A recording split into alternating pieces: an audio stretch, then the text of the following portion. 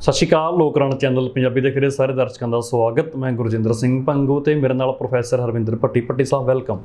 ਸਤਿ ਸ਼੍ਰੀ ਅਕਾਲ ਜੀ। ਸਰੋਤਿਆਂ ਨੂੰ ਵੀ ਬਹੁਤ ਪਿਆਰ ਭਰੀ ਸਤਿ ਸ਼੍ਰੀ ਅਕਾਲ ਜੀ। ਸਤਿ ਸ਼੍ਰੀ ਅਕਾਲ ਦੋਸਤੋ।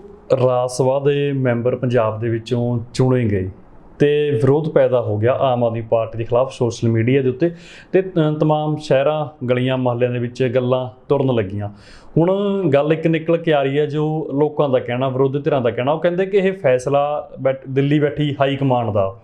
ਜੇਕਰ ਉਹ ਕਹਿੰਦੇ ਕਿ ਦਿੱਲੀ ਬੈਠੀ ਹਾਈ ਕਮਾਂਡ ਨੇ ਫੈਸਲੇ ਲੈਣੇ ਨੇ, ਪੰਜਾਬ ਦੀ ਕਮਾਂਡ ਪੰਜਾਬੀਆਂ ਨੂੰ ਨਹੀਂ ਸੌਂਪਣੀ, ਤਾਂ ਕੱਲ੍ਹ ਫੈਸਲਾ ਆ ਜਾਊਗਾ ਕਿ ਅਸੀਂ CM ਬਦਲ ਰਹੇ ਹਾਂ, ਹੋਰ ਤਮਾਮ ਵੱਡੇ ਫੈਸਲੇ ਆ ਜਾਣਗੇ।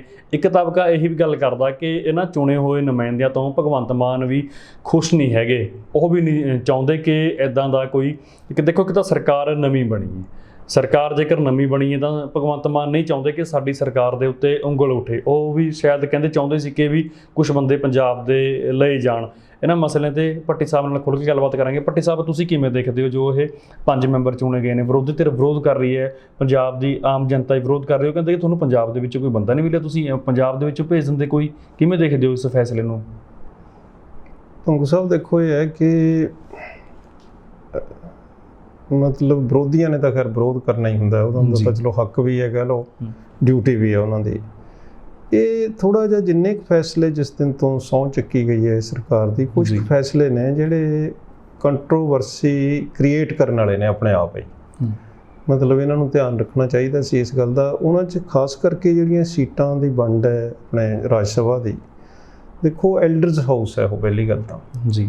ਉਹਦੇ 'ਚ ਪੁਰਾਣਾ ਹੀ ਇਹ ਹੈਗਾ ਰਿਵਾਜ਼, ਜਦੋਂ ਆਪਣੇ ਸ਼ਾਇਦ ਬਾਹਲਾ ਹਿਸਟਰੀ ਦਾ ਲੋਕਾਂ ਨੂੰ ਨਾ ਪਤਾ ਹੋਵੇ, ਅੰਬੇਦਕਰ ਜੀ ਹਾਰ ਗਏ ਸੀ ਇੱਕ ਇਲੈਕਸ਼ਨ ਲੋਕ ਸਭਾ ਦੀ। ਨਹਿਰੂ ਨੇ ਉਹਨਾਂ ਨੂੰ ਰਾਜ ਸਭਾ ਦੇ ਵਿੱਚ ਸੀਟ ਦਿੱਤੀ ਸੀ ਜੀ। ਪਰ ਬੜੀ ਵੱਡੀ ਉਹ ਗ੍ਰੇਸ ਵੀ ਸੀ ਆਪਣੇ ਆਪ ਦੇ ਵਿੱਚ, ਔਰ ਉਹਨਾਂ ਨੇ ਉੱਥੇ ਕੰਟਰੀਬਿਊਟ ਵੀ ਬਹੁਤ ਕਰਿਆ।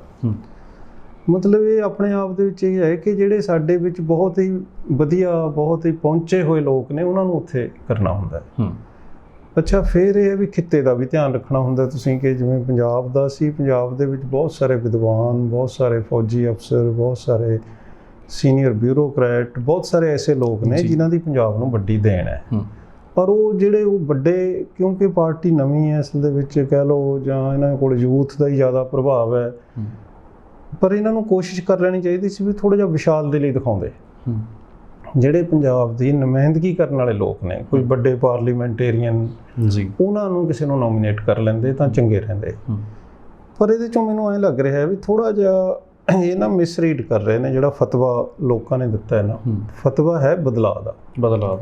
ਬਦਲਾਅ ਦੇ ਨੂੰ ਲੀਡ ਇਹਨਾਂ ਨੇ ਕਰਿਆ। ਇਸ ਕਰਕੇ ਇਹਨਾਂ ਨੂੰ ਇੰਨਾ ਕੁ ਤਾਂ ਹੱਕ ਬਣਦਾ ਹੀ ਹੈ ਇਹਨਾਂ ਦਾ ਕਿ ਉਹਦੇ ਉੱਪਰ ਇਹ ਆਪਣਾ ਮਾਣ ਕਰਨ, ਸਾਰਾ ਕੁਛ ਕਰਨ। ਪਰ ਬਦਲਾਅ ਦਾ ਜਿਹੜਾ, ਜਿਸ ਕਿਸਮ ਦਾ ਬਦਲਾਅ ਲੋਕ ਚਾਹੁੰਦੇ ਨੇ ਤੇ ਜਿਸ ਕਿਸਮ ਦਾ ਬਦਲਾਅ ਇਹ ਚਾਹੁੰਦੇ ਨੇ, ਇਹਦੇ 'ਚ ਕੋਈ ਜ਼ਰੂਰੀ ਨਹੀਂ ਤਾਲਮੇਲ ਹੋਵੇ। ਸੋ ਥੋੜ੍ਹੀ ਜਿਹੀ ਗੱਲ ਸਮਝਣ ਵਾਲੀ ਹੈ ਬਰੀਕੀ ਦੇ ਨਾਲ, ਕਿ ਇਹ ਜਿਹੜਾ ਬਦਲਾਅ ਹੈ ਬੇਸਿਕਲੀ, ਜੇ ਕੇਜਰੀਵਾਲ ਸਾਹਿਬ ਦਾ ਜਿੰਨਾ ਮਤਲਬ ਉਹਨਾਂ ਦਾ ਜੇ ਪੋਲੀਟੀਕਲ ਕੈਰੀਅਰ ਅਸੀਂ ਦੇਖੀਏ, ਉਹ ਕਾਫੀ ਹੱਦ ਤੱਕ ਅਥੋਰੀਟੇਰੀਅਨ ਨੇ, ਦੂਜੇ ਦੀ ਸੁਣਨ ਵਾਲੇ ਨਹੀਂ। ਕਹਿਣ ਨੂੰ ਡੈਮੋਕ੍ਰੇਸੀ ਹੈ, ਪਰ ਉਹਨਾਂ ਦੀ ਉੱਥੇ ਦਿੱਲੀ ਦੇ ਵਿੱਚ ਵੀ ਦੂਜੇ ਤੀਜੇ ਲੈਵਲ ਦੇ ਲੀਡਰ ਨਹੀਂ ਰਹਿੰਦੇ। ਕੋਈ ਜਿਹੜੇ ਹੁੰਦੇ ਨੇ ਉਹ ਕਿਵੇਂ ਨਾ ਕਿਵੇਂ ਪਤਾ ਨਹੀਂ ਡਿਸਅਪੀਅਰ ਹੋ ਜਾਂਦੇ ਨੇ। ਮਤਲਬ ਉਹ ਪੂਰੀ ਪਾਵਰ ਆਮ ਆਦਮੀ ਦਾ ਇੱਕੇ ਫੇਸ ਨੈਸ਼ਨਲ ਲੈਵਲ ਦੇ ਵੀ ਸਾਹਮਣੇ ਆਉਂਦਾ, ਅਰਵਿੰਦ ਕੇਜਰੀਵਾਲ, ਸੈਕਿੰਡ ਕੋਈ ਨਹੀਂ। ਉਹ ਆਪਣੀ ਪਾਵਰ ਮਤਲਬ ਆਪਣੀ ਮੁੱਠੀ 'ਚ ਰੱਖਣਾ ਚਾਹੁੰਦੇ ਨੇ। ਇਹ ਸੁਭਾਅ ਹੁੰਦਾ, ਹਰ ਇੱਕ ਦਾ ਆਪਣਾ ਸੁਭਾਅ ਹੁੰਦਾ। ਕੋਈ ਮਤਲਬ ਕੋਈ ਮਾੜੀ ਗੱਲ ਵੀ ਨਹੀਂ ਮੈਂ ਸਮਝਦਾ ਇਹਦੇ 'ਚ। ਲੀਡਰਾਂ 'ਚ ਬਹੁਤ ਸਾਰਿਆਂ 'ਚ ਇਹ ਗੱਲ ਹੁੰਦੀ ਹੈ। ਉਹ ਪੰਜਾਬ ਨੂੰ ਥੋੜ੍ਹਾ ਮਿਸਰੀਡ ਕਰ ਰਹੇ ਨੇ। ਪੰਜਾਬ ਦੇ ਲੋਕਾਂ ਬਾਰੇ ਮਸ਼ਹੂਰ ਹੈ ਕਿ ਤੁਸੀਂ ਪੰਜਾਬੀ ਨੂੰ ਪਿਆਰ ਨਾਲ ਚਾਹੇ ਨਰਕ ਦੇ ਵਿੱਚ ਲੈ ਜਾਓ, ਜ਼ਬਰਦਸਤੀ ਤੁਸੀਂ ਸਵਰਗ 'ਚ ਨਹੀਂ ਲਿਜਾ ਸਕਦੇ। ਸੋ ਇੱਥੇ ਥੋੜ੍ਹਾ ਜਿਹਾ ਮੇਰਾ ਖਿਆਲ ਹੈ ਉਹਨਾਂ ਨੂੰ ਆਪਣੀ ਆਟੋਕ੍ਰੇਸੀ ਛੱਡਣੀ ਪਊਗੀ ਜੀ। ਸੋ ਉਹਨਾਂ ਨੇ ਜਿਹੜੀ ਚੋਣ ਕਰੀ ਹੈ, ਦੇਖੋ ਪਹਿਲੀ ਗੱਲ ਤਾਂ ਐਲਡਰਜ਼ ਹਾਊਸ ਦੇ ਲਈ ਬੱਚੇ ਚੁਣ ਲਏ ਨੇ। ਮੇਰਾ ਖਿਆਲ ਹੈ ਰਾਘਵ ਚੱਡਾ ਸਭ ਤੋਂ ਯੰਗੈਸਟ ਉਹਨਾਂ ਦੇ ਵਿੱਚ ਹੈਗਾ। ਦੂਜੀ ਚੀਜ਼ ਇਹ ਹੈ ਕਿ ਉਹਨਾਂ ਦਾ ਉੱਥੇ ਇਹਨਾਂ ਦਾ ਜੇ ਕੈਰੀਅਰ ਪਿਆ, ਇਹਨਾਂ ਨੂੰ ਹੋਰ ਬਥੇਰਾ ਕੁਝ ਦੇਣ ਨੂੰ ਹੁੰਦਾ ਹੈ। ਸਰਕਾਰਾਂ ਇਹਨਾਂ ਦੀਆਂ ਬਣਨੀਆਂ ਨੇ, ਅਸੀਂ ਕਿਹੜੀ ਕਾਹਲੀ ਪਈ ਹੋਈ ਸੀ। ਸੋ ਇਹ ਐਵੇਂ ਖਾਮਖਾ ਇਹਨਾਂ ਨੇ ਕੰਟਰੋਵਰਸੀ ਖੜੀ ਕਰ ਲਈ। ਦੂਜਾ ਇਹ ਹੁੰਦਾ ਕਿ ਚਲੋ ਫਿਰ ਵੀ ਹਾਊਸ ਹੈ, ਉਹ ਪਾਰਲੀਮੈਂਟ ਦਾ, ਉਹ 'ਚ ਨੁਮਾਇੰਦਗੀ ਵਾਲਾ ਪ੍ਰਿੰਸੀਪਲ ਧਿਆਨ 'ਚ ਨਹੀਂ ਰੱਖਿਆ। ਇਹ ਲੋਕ ਹੁਣ ਕਿੱਥੇ ਕਿਹੜੇ ਏਰੀਆ ਦੇ ਵਿੱਚੋਂ ਆ ਰਹੇ ਨੇ? ਦੇਖੋ, ਇੱਕ IIT ਦਾ ਪ੍ਰੋਫੈਸਰ ਹੈ, ਉਹ ਵੀ ਛੋਟੀ ਉਮਰ ਦਾ ਹੀ ਹੈ ਜੀ। ਉਹਦੀ ਦੇਣ ਸਿਰਫ ਇਹ ਹੈ ਕਿ ਉਹ ਬੈਕਰੂਮ ਬੁਆਏ ਹੈ। ਇਹ ਮੈਂ ਪੜ੍ਹ ਰਿਹਾ ਸੀ, ਕਹਿੰਦੇ ਜੀ ਉਹਨੇ ਲਿਖਿਆ ਵੀ ਉਹ ਆਰਕੀਟੈਕਟ ਹੈ, ਉਹਨੇ ਪੰਜਾਬ ਦੀ ਜਿੱਤ ਉਹਨੇ ਦਵਾਈ, ਵੀ ਡਿਜ਼ਾਈਨ ਕਰਦਾ ਉਹ। ਪੰਜਾਬ ਦੀ ਜਿੱਤ ਪੰਜਾਬ ਦੇ ਲੋਕਾਂ ਨੇ ਦਵਾਈ ਹੈ। ਬਿਲਕੁਲ। ਜੇ ਲੋਕ ਨਾ ਇਹ ਫੈਸਲਾ ਕਰਦੇ, ਇਹ ਆਈਟੀ ਸੈੱਲ ਦੇ ਨਾਲ ਜਾਂ ਕਮਰਿਆਂ 'ਚ ਬੈਠ ਕੇ ਜਿਹੜੀਆਂ ਮਨਿਊਵਰਿੰਗਸ ਹੁੰਦੀਆਂ ਨੇ ਪ੍ਰਚਾਰ ਦੀਆਂ, ਉਹਨਾਂ ਨਾਲ ਨਹੀਂ ਹੁੰਦਾ। ਇਹ ਤਾਂ ਤੁਸੀਂ ਇਵੇਂ ਹੁੰਦਾ ਪਹਿਲਾਂ ਵੀ ਕਰ ਲੈਂਦੇ, 2017 ਚ ਕਰ ਲੈਂਦੇ ਤੁਸੀਂ। 7 ਸੀਟਾਂ ਦਿੱਲੀ ਦੀਆਂ ਹਾਰ ਗਏ, ਉਦੋਂ ਡਿਜ਼ਾਈਨ ਨਹੀਂ ਕੀਤਾ। ਹਾਂ, ਉਸ ਇਹ ਗੱਲ ਨਹੀਂ ਹੈ, ਮਤਲਬ ਉਹਨੂੰ ਜ਼ਿਆਦਾ ਓਵਰ ਕ੍ਰੈਡਿਟ ਦੇਣਾ। ਮਤਲਬ ਬੇਸਿਕਲੀ ਪੰਜਾਬ ਦੇ ਲੋਕਾਂ ਨੇ ਫੈਸਲਾ ਕੀਤਾ। ਭਗਵੰਤ ਮਾਨ ਦੀ ਲੀਡਰਸ਼ਿਪ ਨੂੰ ਵੋਟਾਂ ਪਈਆਂ ਨੇ। ਕੇਜਰੀਵਾਲ ਵੀ ਉਹਦੇ ਵਿੱਚ ਮੇਰੇ ਖਿਆਲ ਦੇ ਵਿੱਚ ਬਰਾਬਰ ਰੱਖ ਲਓ ਜਾਂ ਸੈਕੰਡ ਹੀ ਆਉਂਦਾ। ਭਗਵੰਤ ਮਾਨ ਨੰਬਰ 1 ਸੀ, ਕਿਉਂਕਿ ਪਪੂਲਰ ਚਿਹਰਾ ਸੀ, ਐਂਟਰਟੇਨਰ ਹੈ, ਮਤਲਬ ਉਹਦੇ ਆਪਾਂ ਪਹਿਲਾਂ ਵੀ ਕਈ ਵਾਰ ਗੁਣਗਾਨ ਕੀਤਾ। ਬਿਲਕੁਲ। ਸੋ ਜਿਹੜੀ ਡਿਸੀਜ਼ਨ ਮੇਕਿੰਗ ਹੈ ਉਹ ਹਮੇਸ਼ਾ ਹੀ ਦੇਖੋ, ਚਾਹੇ ਆਪਾਂ ਚਾਹੀਏ ਨਾ ਚਾਹੀਏ, ਉਹ ਮੁੱਠੀ ਭਰ ਲੋਕਾਂ ਦੇ ਹੱਥ 'ਚ ਹੀ ਹੁੰਦੀ ਹੈ।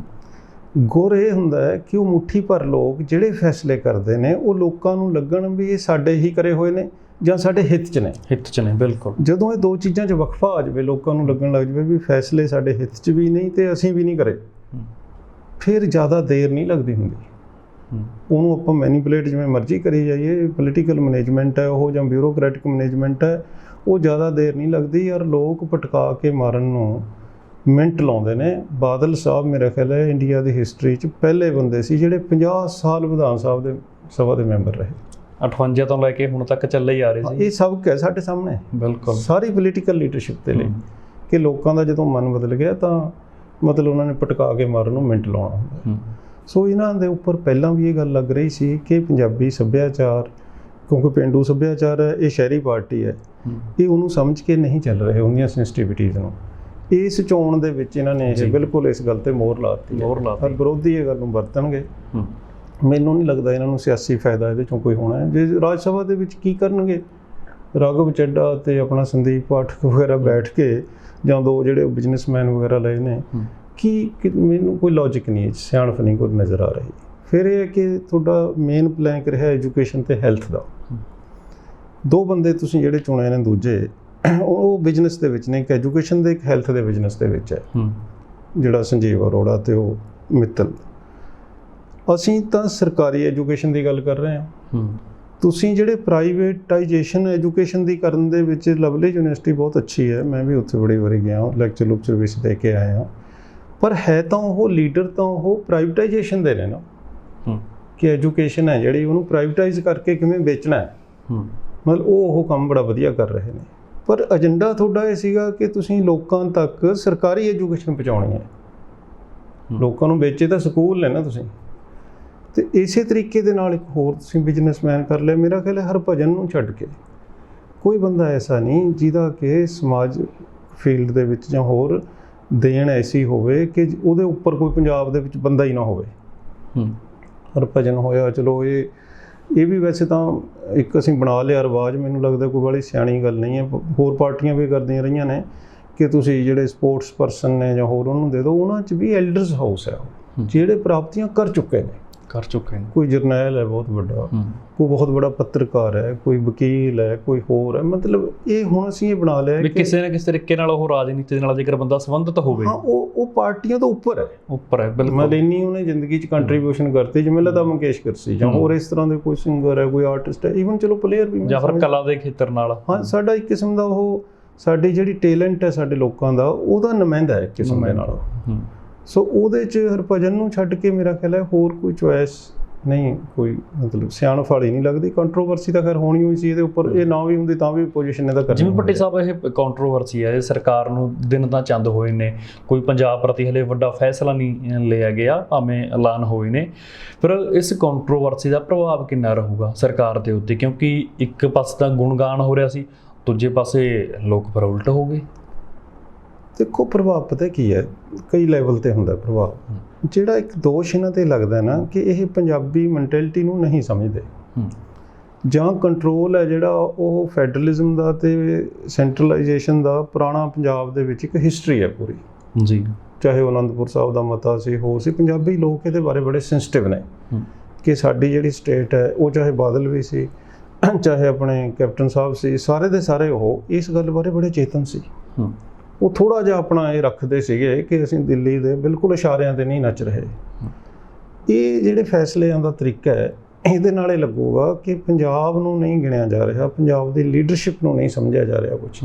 ਫੈਸਲੇ ਕਿਤੋਂ ਉੱਪਰੋਂ ਆ ਰਹੇ ਨੇ, ਉੱਪਰੋਂ ਜਿਹੜਾ ਜਿਸ ਤਰ੍ਹਾਂ ਅੰਗਰੇਜ਼ ਕਰਦੇ ਹੁੰਦੇ ਸੀ ਨਾ, ਕਿ ਮਤਲਬ ਅੰਦਰੋਂ ਅੰਦਰੀ ਤੁਸੀਂ ਮੈਨੀਪੂਲੇਟ ਕਰਕੇ ਸ਼ੋਅ ਐਂ ਕਰ ਦਿਓ ਕਿ ਫੈਸਲਾ ਇਹ ਤੁਸੀਂ ਕੀਤਾ, ਪਰ ਫੈਸਲੇ ਕਿਤੇ ਹੋਰ ਹੋ ਰਹੇ ਨੇ।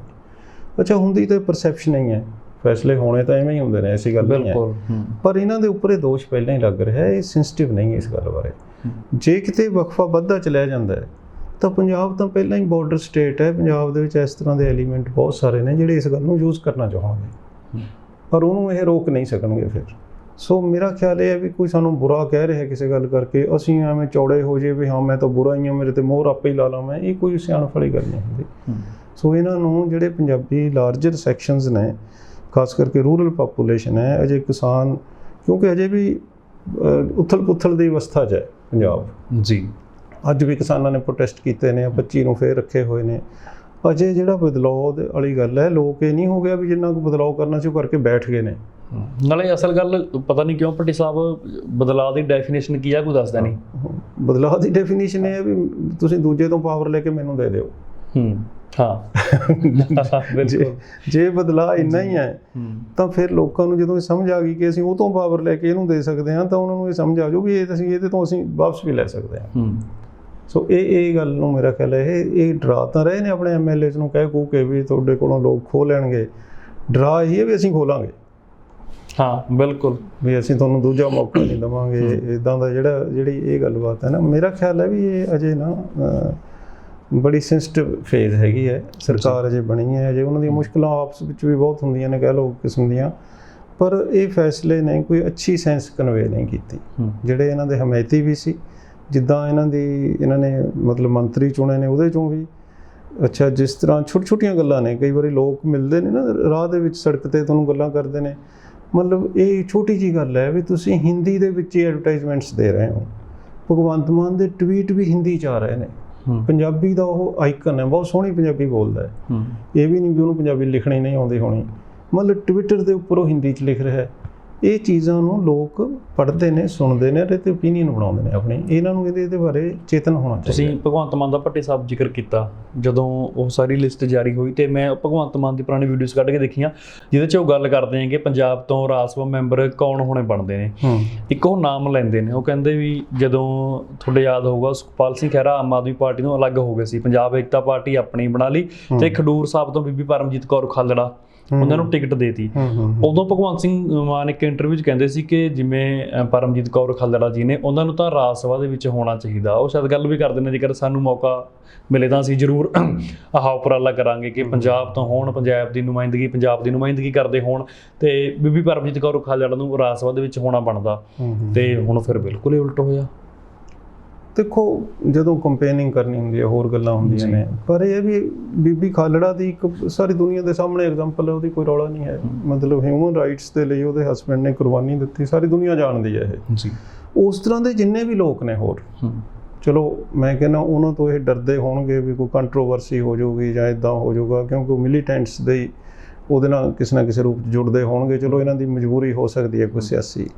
ਹੋਰ ਬਹੁਤ ਸਾਰੇ ਵੀ ਲੋਕ ਐਸੇ ਨੇ ਬਿਲਕੁਲ। ਔਰ ਜਿਹਦੇ ਬਾਰੇ ਤੁਸੀਂ ਖੁਦ ਹੀ ਜੇ ਕਿਹਾ ਹੋਇਆ, ਮੈਂ ਉਹ ਟੇਪ ਸੁਣੀ ਨਹੀਂ ਹੈ ਜੀ, ਪਰ ਇਹ ਹੈ ਕਿ ਉਸ ਟਾਈਮ ਤਾਂ ਅਸੀਂ ਬਹੁਤ ਹਿਊਮਨ ਹੁੰਦੇ ਹਾਂ। ਸਾਡੀ ਇਹ ਪ੍ਰੋਬਲਮ ਇਹ ਹੈ ਨਾ, ਸਾਡੇ ਸਾਰੇ ਸਿਆਸਤਦਾਨਾਂ ਦੀ ਹੈ ਕਿ ਜਦੋਂ ਅਸੀਂ ਪਾਵਰ ਤੋਂ ਬਾਹਰ ਹੁੰਦੇ ਹਾਂ ਤਾਂ ਅਸੀਂ ਸਾਡੇ ਵਰਗਾ ਸ਼ਰੀਫ ਨਹੀਂ ਹੁੰਦਾ, ਕੋਈ ਬਾਗੀ ਨਹੀਂ ਹੁੰਦਾ, ਬਿਲਕੁਲ ਕੋਈ ਜਾਇਜ਼ ਗੱਲਾਂ ਖੜੀਆਂ ਕਰਨ ਵਾਲਾ ਨਹੀਂ ਹੁੰਦਾ। ਜਦੋਂ ਅਸੀਂ ਕੁਰਸੀ ਤੇ ਬਹਿ ਜਾਂਦੇ ਹਾਂ, ਹੁਣ ਕੁਰਸੀ ਦੀਆਂ ਲਿਮਿਟੇਸ਼ਨਸ ਵੀ ਹੁੰਦੀਆਂ ਨੇ, ਉਹ 'ਚ ਬੈਲੈਂਸ ਨਹੀਂ ਰੱਖ ਪਾਉਂਦੇ। ਮਤਲਬ ਇਹ ਮੇਰਾ ਖਿਆਲ ਹੈ ਵੀ ਬੇਲੋੜਾ ਇਹਨਾਂ ਨੂੰ ਕੋਈ ਜ਼ਰੂਰਤ ਨਹੀਂ ਸੀ। ਇਹਨਾਂ ਦੇ ਖਾਸ ਬੰਦੇ ਸੀ, ਖਾਸ ਕਰਕੇ ਇਹ ਰਾਘਵ ਤੇ ਦੂਜਾ ਆਪਣਾ ਕੀ ਸੰਦੀਪ, ਇਹਨਾਂ ਨੂੰ ਹੋਰ ਕਿੰਨਾ ਕੁਛ ਹੀ ਦੇ ਸਕਦੇ ਸੀ। ਅਜੇ ਇਹ ਛੋਟੀ ਉਮਰ ਦੇ ਬੱਚੇ ਨੇ, ਇਹਨਾਂ ਨੂੰ ਮਤਲਬ ਬਹੁਤ ਕੁਛ ਇਹਨਾਂ ਦਾ ਅਜੇ ਕੈਰੀਅਰ ਪਿਆ ਹੈ। ਪਹਿਲਾਂ ਹੀ ਉਹਨਾਂ ਨੂੰ ਇਹੋ ਜਿਹੀ ਕੰਟਰੋਵਰਸੀ 'ਚ ਪਾ ਕੇ ਕੋਈ ਜ਼ਰੂਰਤ ਨਹੀਂ ਸੀ। ਇਹਦੇ ਪਿੱਛੇ ਮੈਨੂੰ ਇੱਕੋ ਹੀ ਲੱਗਦਾ ਹੈ ਕਿ ਜਿਹੜਾ ਪਬਲਿਕ ਓਪੀਨੀਅਨ ਦਾ ਖਿਆਲ ਰੱਖਣਾ ਹੈ ਨਾ ਜੀ, ਉਹ ਨਹੀਂ ਹੈ। ਜਿਹੜੇ ਅਥੋਰੀਟੇਰੀਅਨ ਲੀਡਰ ਹੁੰਦੇ ਨੇ ਨਾ, ਆਟੋਕ੍ਰੈਟਿਕ ਲੀਡਰ ਹੁੰਦੇ ਨੇ, ਉਹ ਦਿਖਾਵਾ ਤਾਂ ਕਰਦੇ ਹੁੰਦੇ ਨੇ। ਐਂ ਤਾਂ ਨਹੀਂ ਕਿਤੇ ਕਿ ਵੀ ਸਰਕਾਰ ਬਣਨੀ ਸੀ, ਸਰਕਾਰ ਤਾਂ ਬਣ ਗਈ, 5 ਸਾਲ ਤੱਕ ਲੋਕ ਭੁੱਲ ਭੁਲਾ ਜਾਂਦੇ। ਸਾਡਾ ਰਾਜ ਹੈ, ਅਸੀਂ ਜੋ ਮਰਜ਼ੀ ਕਰੀਏ। ਤੁਸੀਂ ਕੌਣ ਹੁੰਦੇ ਹੋ? ਇੱਕ ਸਿਆਸਤਦਾਨਾਂ 'ਚ ਭੱਟੀ ਸਾਹਿਬ ਆਹ ਬੜੀ ਗੱਲ ਹੈ ਨਾ, ਉਹ ਕਹਿੰਦੇ ਲੋਕਾਂ ਦਾ ਕੀ ਹੈ, ਲੋਕ ਤਾਂ ਭੁੱਲ ਜਾਂਦੇ ਆ। ਹਾਂ ਨਹੀਂ, ਲੋਕ ਭੁੱਲ ਜਾਂਦੇ ਨੇ, ਇਹ ਭੁਲੇਖਾ ਹੈ ਬਹੁਤ ਵੱਡਾ। ਲੋਕ ਕੀ ਭੁੱਲਦੇ ਨੇ ਤੇ ਕੀ ਯਾਦ ਰੱਖਦੇ ਨੇ ਉਹ ਤਾਂ ਅਕਾਲੀਆਂ ਨੂੰ ਪੁੱਛੋ, ਜੋ ਕਾਂਗਰਸੀਆਂ ਨੂੰ ਪੁੱਛੋ, ਇਹਦਾ ਪਤਾ ਨਹੀਂ ਹੁੰਦਾ ਸਾਨੂੰ।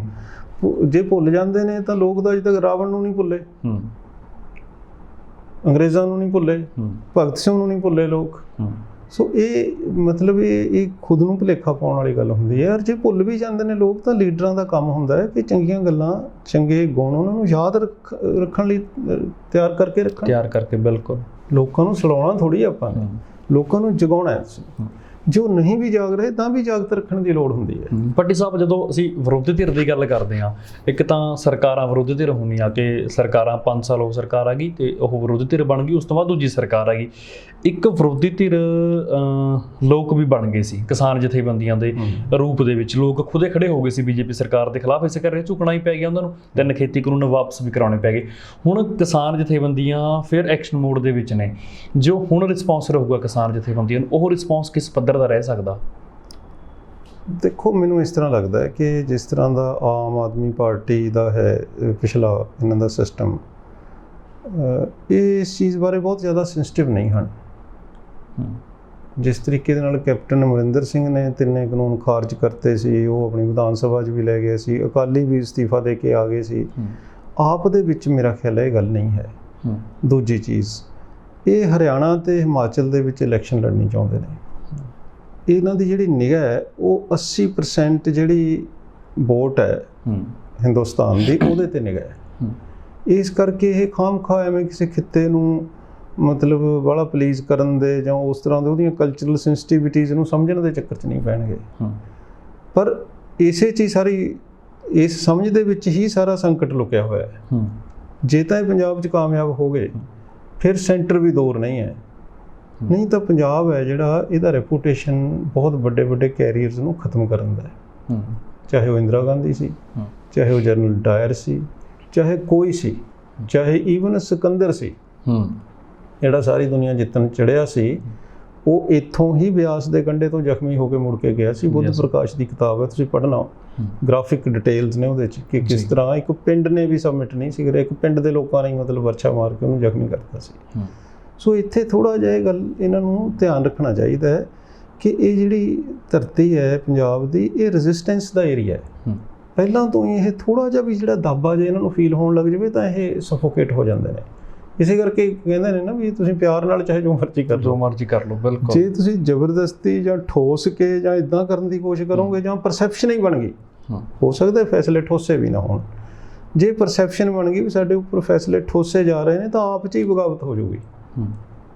ਇਹ ਜਿਹੜੇ MLA 92 ਚੁਣ ਕੇ ਆਏ ਨੇ, ਕੋਈ ਆਮ ਥੋੜ੍ਹੀ ਨੇ ਬੰਦੇ, ਮਤਲਬ ਇਹਨਾਂ ਦੀਆਂ ਜੜ੍ਹਾਂ ਨੇ, ਥੱਲੇ ਜੜ੍ਹਾਂ ਨੇ। ਬਿਲਕੁਲ। ਜੇ ਤੁਸੀਂ ਸਮਝੋ ਵੀ ਤੁਸੀਂ ਬਣਾਤੇ ਜਾਂ ਤੁਹਾਡੀ ਕਿਸੇ ਕਲਾ ਨੇ ਬਣਾਤੇ ਜਾਂ ਤੁਹਾਡੇ IT ਸੈੱਲ ਨੇ, ਇਹ ਤਾਂ ਭੁਲੇਖਾ ਹੀ ਹੁੰਦਾ।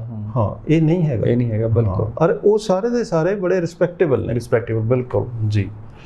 ਭੱਟੀ ਸਾਹਿਬ, ਬਹੁਤ ਬਹੁਤ ਸ਼ੁਕਰੀਆ ਗੱਲਬਾਤ ਦੇ ਲਈ, ਤੁਹਾਡਾ ਧੰਨਵਾਦ। Thank you.